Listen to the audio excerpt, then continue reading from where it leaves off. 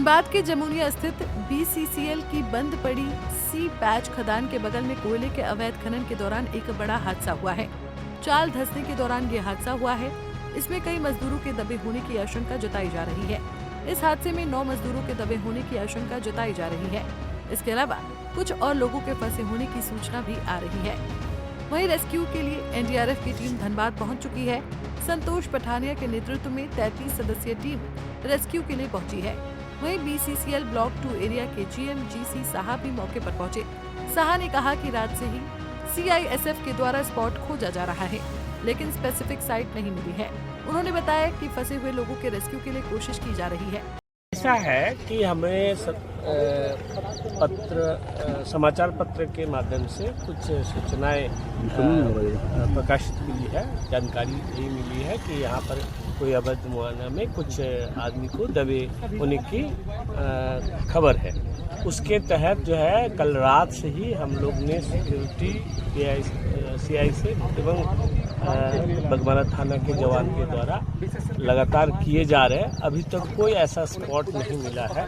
तो मेरा ग्रामीणों से और आप लोग से भी, पत्रकार बंधु भी हमारे बहुत मदद करते हैं, अगर आप लोग को सूचना है स्पेसिफिक साइट का तो बताने से हम लोग रेस्क्यू करने के लिए रेस्क्यू दल लाए हुए हैं। इसमें हम लोग को सहभागिता बनने से किसी की जान बच सकती है। क्या लगता है तक ये पूरे जो थाना के और सीआईएसएफ का रिपोर्ट आया, जब तक साइट नहीं मिलता है तो हम कैसे बोल दें।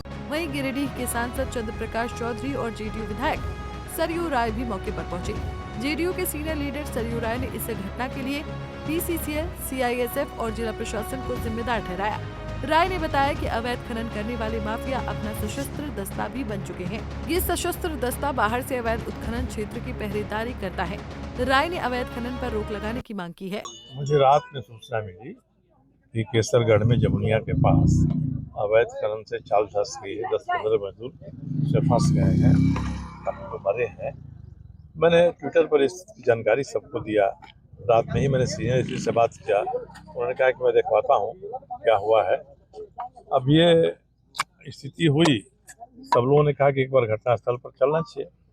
उसीलिए हम लोग यहाँ पर आए हुए हैं घटनास्थल पर। और मुझे लगता है ये भारत सरकार का जो बीसीसीएल है और उनका सीआईएसएफ है, राज्य सरकार का पुलिस का प्रशासन है, ये मुख्य रूप से जिम्मेदार लोग हैं इसके लिए। अवैध खनन चलेगा, पहले भी चलता रहा है, मगर अब अवैध खनन करने वाले एक माफिया गिरोह की तरह सशस्त्र दस्ता भी अपना बना लिए हैं। कि साहब दस्ता बाहर से पहरेदारी करेगा, हम अंदर में पहरेदारी करेंगे। कोई आना चाहेगा, हम नहीं आने देंगे। चाल धंसती है, हंगामा होता है, वहाँ तक पहुँचने नहीं दिया जाता है। अब प्रशासन इसमें नहीं सहयोग करेगा, अपनी भूमिका सही तरीके से नहीं निभाएगा तो न अवैध खनन बंद होगा और जो मजदूर दब रहे हैं, मर रहे हैं, उनके प्रति न्याय होगा। जो काम करने के लिए लाए जाते हैं इसमें अवैध खनन के लिए, अगर वो बाहर के हैं, किसी स्थान के हैं, उनके परिजन को क्या पता है कि हमारा आदमी कहाँ गया है और किस जगह है।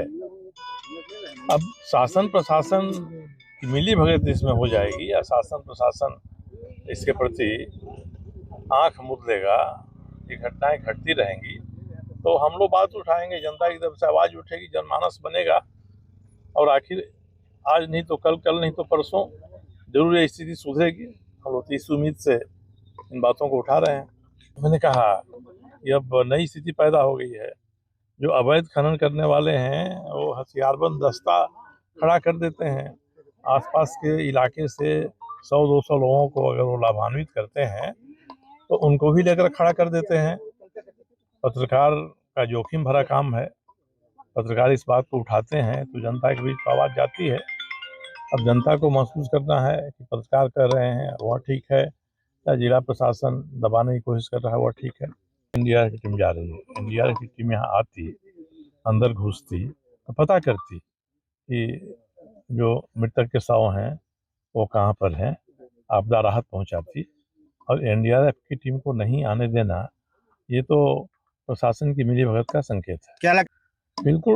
अब भाई सीबीआई का तो मुख्यालय एक यहाँ पर धनबाद में है, जैसे रांची में वैसे धनबाद में है, तो सीबीआई को इस सब की खबर नहीं है, ऐसा नहीं कहा जा सकता है।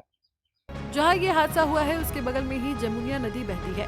बारिश के कारण जमुनिया नदी का जलस्तर बढ़ा हुआ है। इसी जमुनिया नदी का पानी अवैध उत्खनन के मुहाने में घुसने की बात कही जा रही है।